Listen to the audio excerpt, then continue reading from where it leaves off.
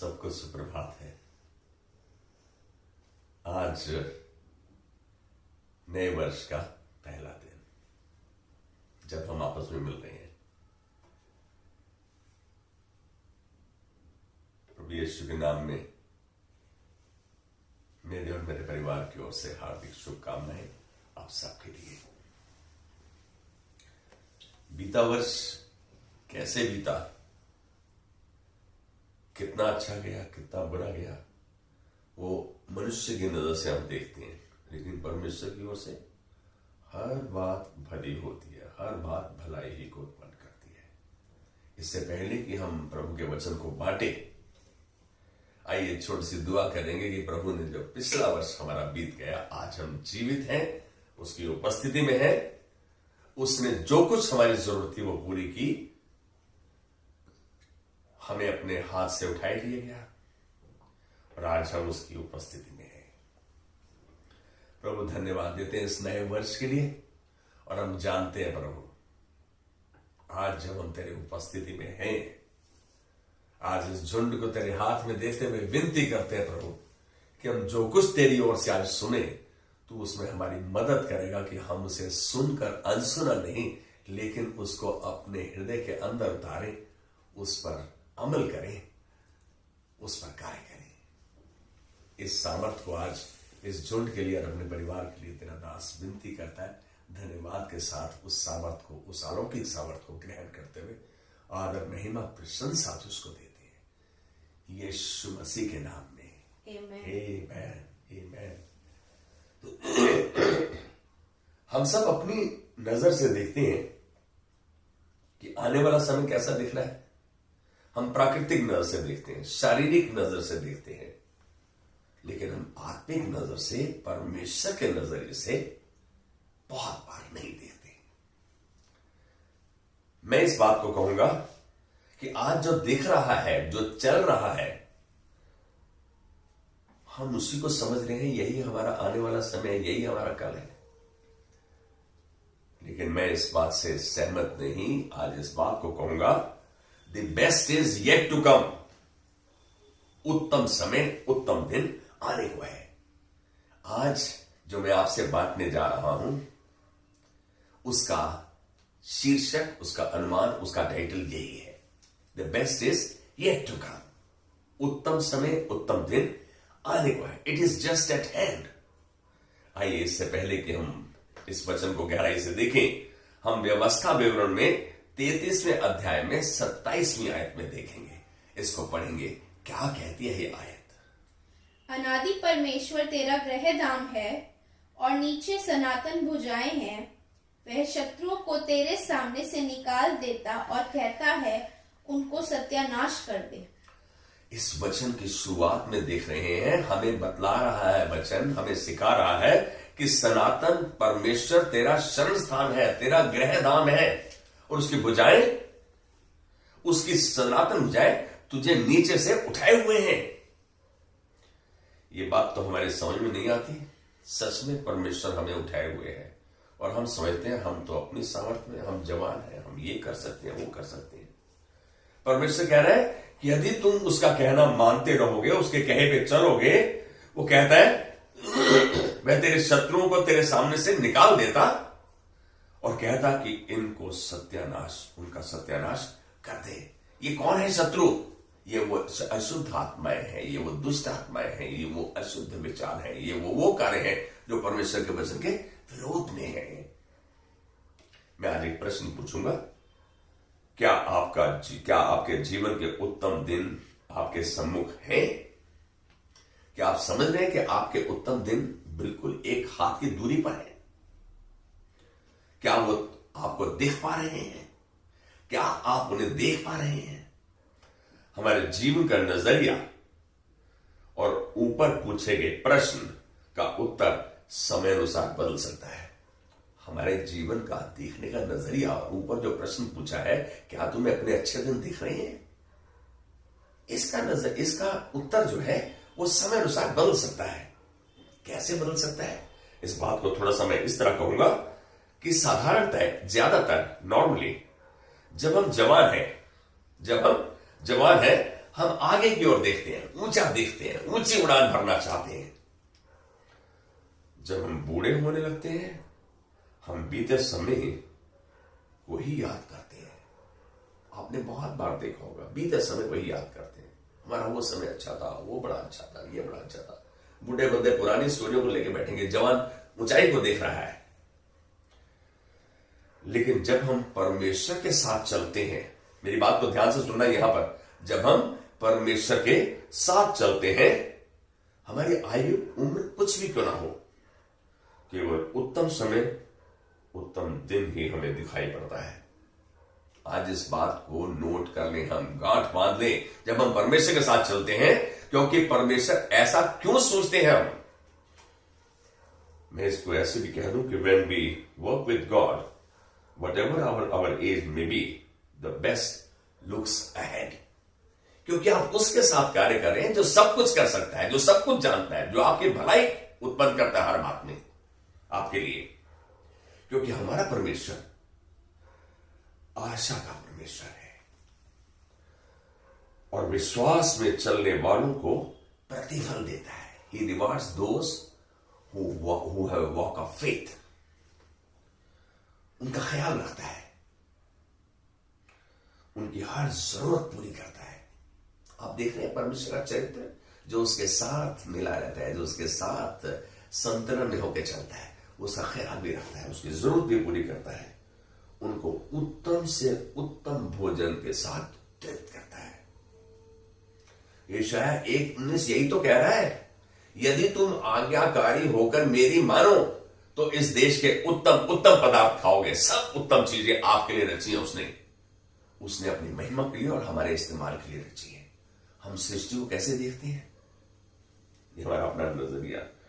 पवित्र शास्त्र इस बात का गवाह है। मेरी बात को समझ रहे हैं? पवित्र शास्त्र इस बात का गवाह है। भजन संहिता 119 का 105 में भजनकार इस प्रकार कह रहा है कि तेरा वचन मेरे पांव के लिए दीपक और मेरे मार्ग के लिए, मेरी राह के लिए उजियाला है। कितना महत्व दिया उसने, भजनकार ने, राजा दाऊद ने परमेश्वर के वचन को। हम परमेश्वर के वचन को कितना अहम देते हैं। हमको थोड़ी सी किसी की बात चुप जाती है, कोई डांटे, कोई सुधार करे, कोई बतलाए, हमको ये बतलाने वाला कौन है। आज एक बात कहूं, धन्यवाद नहीं पढ़ू, कोई तो है जो मेरा सुधार करने के लिए तैयार है, कोई तो है जो मुझे मेरी गलती को बता रहा है, कोई तो है जो मुझे तेरे राह पर चलाने के लिए मेरी मदद कर रहा है।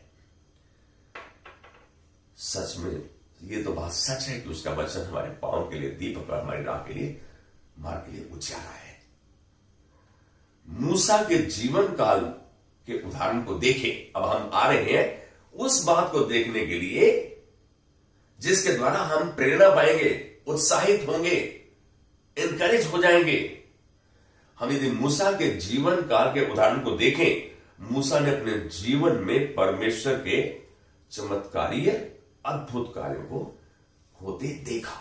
मूसा ने अपने जीवन में चमत्कारीय अद्भुत कार्यों को होते देखा। बहुत अच्छी बात है। उनमें से बहुत से कार्य ऐसे थे जो उसने अपनी 80 वर्ष की आयु में देखे। कब देखे? जो उसने अपनी, जब वो 80 वर्ष का हो गया तब देखे। आज हम 80 वर्ष के होकर क्या देखते हैं? सच पूछे तो अपनी मौत को देखते हैं। बस यूं होते सब कुछ चला गया, अब तो बस कुछ नहीं है, अब तो सब खत्म है। इस बात को ध्यान रखें, जब आप परमेश्वर के साथ चलते हैं तो आपकी आयु कुछ भी क्यों ना हो, इसके कोई मायने नहीं। आपको उत्तम समय, उत्तम दिन आगे देता है।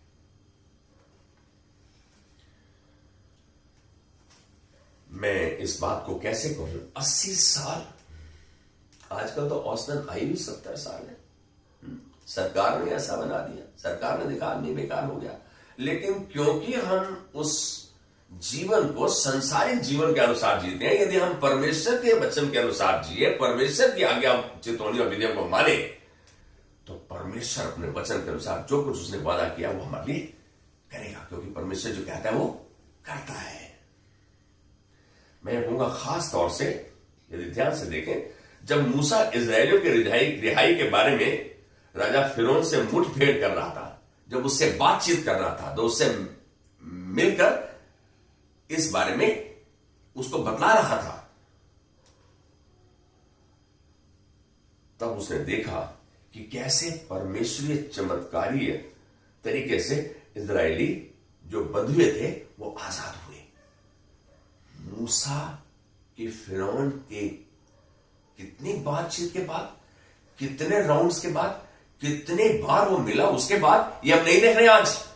हम तो ये देखा कि मूसा ने इजरायलियों को छुड़ाया, मिस्र से बाहर निकाला। हमने एक वाक्य में पूरा कर दिया कि उनकी बंधुआई से उन्हें आजाद करा दिया। आजाद तो परमेश्वर ने किया, लेकिन इस्तेमाल किसको किया? मूसा को। मूसा ने लाल समुद्र को दो भाग होते देखा। दूसरी चीज मैं समझ चमत्कार को थोड़ा बता रहा हूं, थोड़ा सारा बता रहा हूं। पहली चीज, मूसा को परमेश्वर ने इस्तेमाल किया। मूसा तो बड़ा बहानेबाज था, और मैं दूसरी ओर से कहूं कि मूसा को पृथ्वी का सबसे नम्र और दीन व्यक्ति कहा गया, जिसको परमेश्वर ने इस्तेमाल किया। यहां मूसा ने समुद्र को दो भाग होते देखा, लाल समुद्र को। मूसा ने स्वर्ग से मन्ना अपने इजरायलियों के लिए पाया, परमेश्वर की ओर से। परमेश्वर ने वादा किया। अब आप कहेंगे ये बाइबल में पास्टर है, आप अपने आप बोल रहे हो। और आखिरी बात जो छोटी सी मुझको अच्छी लगी, मूसा ने परमेश्वर से आमो सामने बातचीत की। क्या इन चारों में से हम किसी भी बात को अपने जीवन में देखे हैं, चमत्कार को देखे हैं? यहां मैं कहूंगा कि मूसा के यदि इन हादसों को वचन में देखें जो हुए, इजरायलियों को छुटकारा दिलाना, उनको उनकी बदवाई से छुड़वाना, लाल समुद्र का दो फाड़ होना, यहां देखें कि आकाश से, स्वर्ग से मन्ना, लोगों के लिए, लाखों लोगों के लिए मन्ना, भोजन वस्तु परमेश्वर ने दी।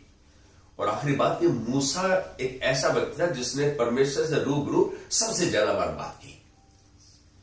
यदि इन बातों को हम देखना चाहते हैं तो हम देखेंगे निर्गमन 14 का 21, निर्गमन 16 का 4 और निर्गमन 33 का 11। इन 3 आयतों में देखेंगे कि कैसे ये 3 बातें जो मैंने कहा कि दो समुद्र का दो फाड़ होना और स्वर्ग से मन्ना और मूसा की परमेश्वर के साथ बातचीत, इन तीनों बातों को हम देखेंगे। कितना अद्भुत रूप से ये दर्शाता है कि परमेश्वर जो कार्य करता है वो चमत्कारी है, अद्भुत तरीके से हमारी सोच के बाहर करता है। यस, देखेंगे इन तीनों वचनों को। निर्गमन 14 का 21। तब मूसा ने अपना हाथ समुद्र के ऊपर बढ़ाया और यहोवा ने रात भर प्रचंड पुरवाई चलाई और समुद्र को 2 भाग करके जल ऐसा हटा दिया जिससे उसके बीच सूखी भूमि हो गई। आप देखो यहां पर क्या हुआ, मूसा को परमेश्वर ने आज्ञा दी। मूसा रोने धोने लगा। जब जो मिस्र से निकले थे इजरायली, वो जब मूसा को कोसने लगे, तब मूसा को परमेश्वर ने कहा कि मेरे आगे क्यों रोता धोता है, इस समय प्रार्थना का टाइम नहीं है, एक्शन का टाइम है, हाथ कर समुद्र की ओर। तो मूसा ने वैसा किया और परमेश्वर ने समुद्र को 2 भाग में कर दिया और बीच में सूखी जमीन, जिससे इजरायली निकल नहीं पाए। ये हम चमत्कार देख रहे हैं। किसको इस्तेमाल किया? मनुष्य को, मूसा। दूसरा देखेंगे निर्गमन 16 का 4। तब यहोवा ने मूसा से कहा, देखो मैं तुम लोगों के लिए आकाश से भोजन वस्तु बरसाऊंगा और ये लोग प्रतिदिन बाहर जाकर प्रतिदिन का भोजन इकट्ठा करेंगे। इससे मैं उनकी परीक्षा करूंगा कि ये मेरी व्यवस्था पर चलेंगे कि नहीं। यहां हम देख रहे हैं परमेश्वर ने उतने लाख इजरायलियों के लिए भोजन उपलब्ध कराया, वस्तु उपलब्ध कराई, आकाश से, स्वर्ग से मन्ना भेजा, ये देखने के लिए कि अब मैं तो इनकी जरूरत पूरी कर रहा हूं, क्या ये भी मेरी बात में सही परख में निकलते हैं या नहीं। आज हम सब चाहते हैं परमेश्वर हमारी इच्छा पूरी करे। हमने विनती कर दी, ये प्रार्थना करो, ये प्रार्थना करो। क्या हम परमेश्वर कहना मानने के लिए तैयार हैं? हम आज अटके हैं तो खाली आज्ञाकारिता पे, फेल हुए हैं तो, असफल हुए हैं तो आज्ञाकारिता में। लेकिन आज परमेश्वर इन बातों को हमको दर्शा रहा है। वो नहीं चाहता हम असफल हो, वो चाहता है हम सफलता की चरम सीमा पर जाएं। हम उन बातों को देखें जो परमेश्वर ने हमारे लिए रख छोड़ी है। हम देखते हैं मूसा ने आशावादी होकर विश्वास से भरा हुआ जीवन जिया, आशा रखते हुए विश्वास से भरा जीवन जिया। अरे मूसा तो फिरौन के महल में रह सकता था, छोड़ दिया उसने। उसको मालूम था उसके परमेश्वर की बुलाहट है। क्या आज हम जानते हैं कि परमेश्वर ने हमें चुना है, बुलाया है, ठहराया है, हमारे पास बुलाहट है? क्या हम उस बुलाहट के प्रति संवेदनशील हैं, सीरियस हैं? यह सोचने की बात है। मूसा ने आशावादी होकर विश्वास से भरा हुआ जीवन जिया, क्योंकि वह जानता था कि परमेश्वर कुछ अद्भुत करने जा रहा है। लगातार बना रहा, विश्वास योग्य हुआ, बना रहा। वो जानता था कि परमेश्वर कुछ अद्भुत चमत्कारी कार्य करने जा रहा है। और इस समय मूसा 120 वर्ष का था। आप अंदाजा लगा सकते कितना था? 120 वर्ष का। उसकी आंखें एकदम चुस्त तंदुरुस्त, उसका शरीर बिल्कुल ठीक था। कितने वर्ष का था? 120 वर्ष का। इस बात का वर्णन यदि आप देखना चाहते हैं तो इब्रानियों की पुस्तक 11वें अध्याय में 24 से 27 आयत में देख सकते हैं इस बात को। हम इस बात को जाने, मूसा को इतनी फेवर क्यों थी? आज एक बात जान लो, परमेश्वर किसी का पक्षपात नहीं करता। जो आज्ञाकारी, विश्वास योग्य, ईमानदार है, वो उसके साथ चलेगा। इसीलिए तो ये परमेश्वर ने यशायाह नबी की पुस्तक 1:19 में कहा, यदि तुम आज्ञाकारी होकर मेरी मानो तो इस देश के उत्तम उत्तम पदार्थ खाओगे। भाई, सब शांति, सामर्थ, हर प्रयोजन, मेरी उपस्थिति, मेरी अगुवाई तुम्हारे साथ रहेगी। बहुत मुख्य बात कहने जा रहा हूं। मूसा ये जान चुका था, मूसा ये जान चुका था कि उसका परमेश्वर के साथ जीवन अभी शुरू ही हुआ है। मेरी बात को समझो, मूसा इस बात को जान चुका था इन चमत्कारों के द्वारा कि उसका परम के साथ जीवन अभी शुरू हुआ ही है, अभी शुरू हुआ है। आप अंदाजा लगा सकते हैं कि ऐसा शख्स जिसका विश्वास, जिसकी आशा इसका रवैया जो इतना धुन में है, क्या होगा उसका हाल? कैसे परमेश्वर उसको इस्तेमाल करेगा? क्योंकि परमेश्वर के लिए समर्पित था वो। मूसा को यह भी पक्का हो चुका था कि वह परमेश्वर की महानता व प्यार और इसका प्यार का आनंद हमेशा उठाएगा, हमेशा उसका प्यार का और महानता का आनंद मनाएगा, और इसका अंत कभी ना होगा। ये मूसा का विश्वास था। वो ये जान चुका था कि परमेश्वर की महानता और परमेश्वर का प्यार, इसका आनंद वह हमेशा मनाएगा और इसका अंत कभी ना होगा। वो हमेशा परमेश्वर की शांति और आनंद को महसूस ही नहीं करेगा, उसमें चलेगा। जैसा तुम कहोगे वैसा हो जाएगा। मरकुस 11:24 में बोलता है, व्हाट यू से सो शैल इट बी। हम तो बोलते हैं नहीं, हमारे पास कोई है नहीं, हम तो बेकार है जी, हमारे तो कोई बात ही नहीं मानता। भाई नहीं मानेगा, जान लो। मैंने कई बार सुना, पास्टर आपकी प्रार्थना सुनता है, हमारी तो प्रार्थना नहीं सुनता। तुम्हारी नहीं सुनेगा, जो कहता नहीं सुनता उसकी नहीं सुनेगा। यही तो कह रहा है मरकुस 11:24, जब प्रार्थना करते हो तो प्रतीति कर लो, जो तुमने मांगा तुमको मिल गया, तो तुम्हारे लिए वैसा हो जाएगा। हमारा अंगीकार क्या है? वचन के संतुलन में है या वचन के विरोध में है? हमको वचन पर ध्यान धरना है। प्रभु क्या चाहता है, प्रभु की क्या इच्छा है, वो हमको उसके वचन के द्वारा ही मालूम पड़ती है। हम भी इस सच्चाई को जान ले कि हम किसी भी उम्र में क्यों ना हो, हम किसी भी आयु में क्यों ना हो, परमेश्वर की सनातन भुजाएं हमें क्या करेंगी? उठाए लिए चलेंगी। विश्वास, उसकी विश्वास उद्धार उठाए लिए चलेंगी। अभी हमने क्या पढ़ा था पहली आयत में, 33 का व्यवस्था में 27 में, उसमें कह रहा था अनादि परमेश्वर तेरा शरण स्थान है। इसका मतलब तू उसकी शरण में रहता है, वो तेरा क्या है? गृह धाम है। नीचे सनातन भुजाएं, वो तुझको उठाए हुए चलता है। आप समझ रहे हैं उसका? ये बात मूसा को मालूम थी। हम भी इस बात को जान लें कि हम किसी भी आयु में, उम्र में क्यों करना हो, परमेश्वर की सनातन भुजाएं हमें विश्वास योग्यता से उठाए लिए चलेंगी। आपको मालूम है परमेश्वर उठा के ले जाता है, आपको हाथ पकड़े ले जाता है। वो कहा जी, भजन संहिता 25 का माना, कौन है जो यहोवा का भय मानता है, यहोवा उसको उसी मार्ग से जिससे वो प्रसन्न होता है चलाएगा, वो हाथ पकड़ के लेके जाएगा, उठा के लेके जाएगा। और हम उसकी सुरक्षा हर नए दिन महसूस करेंगे, हम उसकी सुरक्षा हर नए दिन महसूस करेंगे।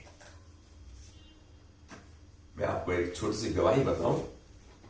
एक बार की बात है कि हम 4-5 जन देहरादून किसी कलीसिया के कार्य के लिए जा रहे थे, और जितने जन साथ थे बोले कि अब यहां आए हुए तो थोड़ा परमेश्वर की प्रकृति की सुंदरता देखेंगे, मसूरी देखेंगे।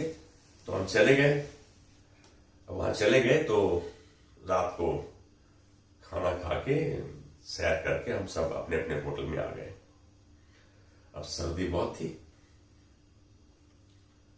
मुझको थोड़ी सी श्वास की समस्या, सांस की, तो मैं अपनी दवाइयां लेकर गया था। रात के 2-2:30 बजे के आसपास थोड़ा सा सांस उखड़ने लगा। मुझे ऐसा लगा मैं टॉयलेट हो गया हूं। टॉयलेट होके आया, वहां से उठा तो पसीना माथे पे आ रहा है, घबराहट शुरू हो गई। मैं 3 मीटर का डिस्टेंस कम से कम 15-20 मिनट में कवर किया, अपने बिस्तर में पहुंचा, सांस फूला हुआ था। ऐसा लग रहा था कि आज रात हमारा आखिरी दिन है, मेरा आखिरी दिन है। मेरे साथ एक पासवान सोए हुए थे, और हुआ यह कि मैं घबराने लगा कि मैंने तो कोई भी बात अपने बच्चों को बताई नहीं, कौन सा पेपर का है, कौन सी चीज का है, बताई नहीं। लेकिन एकदम दिमाग में आया, प्रभु यदि मैं तेरे पास आता हूं तो भी मेरा फायदा है, और यदि यहां रहता हूं तो तेरा प्रचार करता हूं, जिस काम के लिए तूने मुझे रखा वो करूंगा। मुझे नहीं मालूम सवेरे 5:45 कब बज गए, और मेरा सांस और सब कुछ नॉर्मल था उस समय। अब मैं पलंग के नीचे पैर उतारने को राजी नहीं कि फिर सांस फूल जाएगा, लेकिन डर के 15 मिनट लगे, मैं नीचे उतरा और चलने लगा, बिल्कुल ठीक था। दूसरे दिन उठे तो मेरे साथ जो पासवान थे मेरे को बोले, भाई रात को कुछ समस्या थी। उसको तो खराब ही ले रहा था। मुझको एक चीज मालूम थी, यदि मैं कहूंगा मेरी तबीयत बहुत खराब है तो मैं खराब हो जाएगा, जैसा तुम कहोगे वैसा हो जाएगा। लेकिन परमेश्वर का धन्यवाद, परमेश्वर ने यह सिद्ध किया कि तू विश्वास करेगा तो परमेश्वर की महिमा को देखेगा। यदि तेरा अंगीकार क्या है, तेरे अंगीकार से तेरे साथ क्या दर्शाया जाता है, तू ये दर्शा रहा है कि तू संसार की चीजों में लुप्त है या तू मेरे मकसदों के लिए रचा गया है। हम आज इस बात को जाने, परमेश्वर, हम परमेश्वर की सुरक्षा हर नए दिन महसूस करेंगे। मालूम है आपको, परमेश्वर ने सुरक्षा और रक्षा के लिए वादा किया है। भजन संहिता 121 का 8 बोलता है, अब से लेके साल तक तेरा परमेश्वर यहोवा तेरी रक्षा करेगा, आने जाने में तेरी रक्षा करेगा। आने जाने में, आने जाने का मतलब खाली घर से बाहर ही नहीं है। आने जाने का अर्थ यह भी है कि यदि आप घर के अंदर भी टॉयलेट में जा रहे हो, बेडरूम तक जा रहे हो, तो आप जा रहे हो। तो यहां हम देख रहे हैं, हम ऐसे कई उदाहरणों को पवित्र शास्त्र में देखते हैं, कई एग्जाम्पल्स को we see in the Bible, जिनको परमेश्वर ने अपने विश्वास के कारण अपनी महिमा का पात्र बनाया। ऐसे उदाहरणों को अपने, उनके विश्वास के कारण अपनी महिमा का पात्र बनाया और इस्तेमाल किया। कई उदाहरण, मैंने तो एक उदाहरण दिया मूसा का, और ऐसे उदाहरण यदि मैं कुछ नाम के तौर पर उदाहरण लूं, इब्राहिम को परमेश्वर ने, शमूएल को, यहोशू को, एस्तर को, दाऊद को, प्रेरित पौलुस को, प्रेरित पतरस को, यदि हम एक एक करके इनको देखें तो हम यदि अब्राहम को देखते हैं तो अब्राहम को अविश्वासी कम्युनिटी से, समुदाय से उठाया परमेश्वर ने। एक बात जानो, यदि परमेश्वर ने आपको बुलाया तो उसने अपने मकसद के लिए बुलाया। हम इस बात को जान लें और अपने हृदय में डाल लें। इब्राहिम ने परमेश्वर में विश्वास किया और हर परीक्षा में परखा गया, और परमेश्वर ने उसको विश्वास का पिता बोला। उसने अपने वचन में पक्का किया इस बात को। हम शमूएल को देखते हैं, क्या था शमूएल? शमूएल उस मां ने जन्म दिया जिसको बांझ घोषित कर दिया गया था। शमूएल को किस छोटी सी उम्र में प्रभु ने चुना और कैसे प्रभु ने उसको बढ़ाया, कैसे उसको इस्तेमाल किया। हम इस बात को यदि यहोशू को देखते हैं हम देख रहे थे अभी इसी पुस्तक में निर्गमन में कि जब मूसा परमेश्वर से बातचीत करके लौटता था तो यहोशू जो नून का पुत्र था वो तंबू में रहता था, सामने नहीं आ पाता था, इतना तेज रहता था परमेश्वर का मूसा के मुख पर। आज हम इस बात को नहीं जान पा रहे।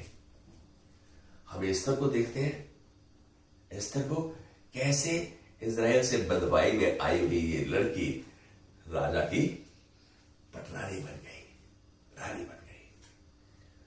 हम देख रहे हैं कि इनको कहां गटर मोस से अटर मोस तक, डस्ट से टॉप तक पहुंचाया परमेश्वर ने। क्यों? इन्होंने परमेश्वर पर विश्वास किया, विश्वास, योग्यता, आज्ञाकारिता और ईमानदारी से परमेश्वर के साथ चले। और इन्होंने ऐसा नहीं, इनको जो दिख रहा था आगे मौत दिख रही थी, लेकिन इनका विश्वास था कि इनका बेस्ट टाइम आगे है, इनका बेस्ट टाइम आ गया है। हम यहां देख रहे हैं कि ऐसे यदि हम दाऊद को देखते हैं, प्रेरित पौलुस को देखते हैं, पतरस को देखते हैं, कैसे दाऊद अलग अलग कठिन परीक्षाओं से गुजरा, कैसे प्रेरित पौलुस के जहाज का 3 बार नष्ट हो गया, कैसे पतरस कठिन परीक्षाओं से उभरकर कैसे परमेश्वर के हाथ में सवार हुए, लेकिन हर परिस्थिति में उन्होंने आनंद मनाया, निरंतर प्रार्थना करते रहे, हर बात में परमेश्वर को धन्यवाद का बलिदान चढ़ाया। ये था उनका एक नमूना, कैसे वो परमेश्वर के साथ जुड़े रहे और हर समय ये सोचते थे the best is yet to come. अब जो उत्तम समय है, उत्तम दिन है, आगे है, क्योंकि वो परमेश्वर के साथ चलते थे। परमेश्वर का हाथ पकड़े लिए चलता, अपनी बाजू में उठाए लिए चलता था। हम देखते हैं कि परमेश्वर ने यह सिद्ध कर दिया, परमेश्वर ने सिद्ध कर दिया कि वह हमको उठाए लिए चलता है। परमेश्वर हमें उठाए लिए चलता है, चलता है, चलेगा। यदि उनको जो दास थे उनको उठाए लिए चला, आज हमें चलता है, आगे भी चलेगा। सुरक्षित, आशीषित, दीर्घायु और अच्छा स्वास्थ्य और प्रयोजन देगा हमें। यह सब उसने उनके लिए, ये सब ब्लेसिंग्स, आशीषें उनके लिए जो उसके साथ विश्वास की चाल चलते हुए अपने जीवन को समर्पण में बिताते हैं। विश्वास की चाल चलते हुए अपने जीवन को समर्पण में बिताते हैं। परमेश्वर उनके लिए सदा शरण स्थान ठहरा है। आज ये वचन जो शुरू हुआ, परमेश्वर तेरा शरण स्थान है, गृहधाम है। क्या परमेश्वर मेरा शरण स्थान है? क्या है मेरी प्राथमिकता? वो शरण स्थान ठहरा है, शरण स्थान ठहरेगा, क्योंकि उसने वादा किया। तो आइए आज परमेश्वर के साथ विश्वास में जीवन बिताने का वादा करें। परमेश्वर के साथ जीने का विश्वास के साथ वादा करें और उसके कहे पर चलने की मदद मांगे। हम एक चीज जाने, यदि यीशु मसीह के मुंह के वचन थे कि मांगो तो तुम्हें दिया जाएगा, खटखटाओ तो तुम्हारे लिए खोला जाएगा, ढूंढो तो तुम पाओगे, हमें क्या मांगना है? हमें कार नहीं मांगनी है, हमें बहुत बड़ा कोठी नहीं मांगनी है, हमें संसारिक चीजों के बारे में मालूम है। परमेश्वर ने तो इस बात का वादा कर दिया, यदि तुम मेरे धर्म और राज्य की खोज करो, मत्ती 6:33 में, तो बाकी सब वस्तुएं भी तुम्हें दे दी जाएंगी। ऑल अदर थिंग्स शैल फॉलो, तुम्हारे पीछे पीछे आएंगी। विडंबना यह है कि हम संसार के पीछे चल के परमेश्वर की आज्ञा चेतावनियों बिंदुओं को भूल जाते हैं। लेकिन आज एक बात समझ में आ गई कि हम परमेश्वर के साथ विश्वास का जीवन बिताने के लिए आज वादा कर रहे हैं और उस पर चलने के लिए उसकी मदद को मांग रहे हैं। उसके साथ चलने के लिए मदद मांग रहे हैं तो वो कभी हमें मना नहीं करेगा। सच यही है कि यहोवा विश्वास योग्य है। आपका best time is now, the best is yet to come, आने को है। तुम्हारे इट्स एन आर्म्स लेंथ, बिल्कुल तुम्हारे सामने है। वो जो कहता है सो करता है। कैन यू से आमेन विद मी? आमेन। प्रभु आज धन्यवाद के साथ हम तेरे सम्मुख उपस्थित, हम जान गए हैं प्रभु, जो तेरे साथ खराई की चाल चलता है, विश्वास करते हुए आज्ञाकारिता में बना रहता है, तू उसका हाथ पकड़ के लेके चलता है, उसको मूसा जैसी उसको प्रेरित पौलुस जैसी, उसको शमूएल जैसी, उसको एस्तर जैसी, दाऊद जैसी, यीशु जैसी ऊंचाइयों तक लेकर जाता है। आज हम इसलिए समर्पित करते हैं, प्रभु जैसे चाहे हमें इस्तेमाल कर, लेकिन हमें तैयार करते हुए हमारी मदद कर। हमें तेरी मदद की जरूरत है, बिना तेरी मदद के हम कुछ नहीं कर सकते, और तेरे साथ हम सब कुछ कर सकते हैं। धन्यवाद प्रभु, आज इस प्रेरित पौलुस के कथन को, फिलिपियों 4:13 को थामे हुए हम धन्यवाद की भेंट चढ़ाते हैं कि तूने इस अलौकिक सामर्थ को हमें दे दिया है, और हम इस नए वर्ष में प्रभु नई ऊंचाइयों को देखेंगे। इस कलीसिया के इस बड़े परिवार एलन परिवार को प्रभु हम उस स्थान पर देखेंगे जहां हमने अभी तक सोचा भी नहीं, क्योंकि आज ये विनती तूने ग्रहण की है और हमें आशीष किया है। हम जो मांगा उसे ग्रहण करते हुए आदर महिमा प्रशंसा तुझको देते हैं, यीशु मसीह के नाम में। आमेन, आमेन। God bless you, have a wonderful year.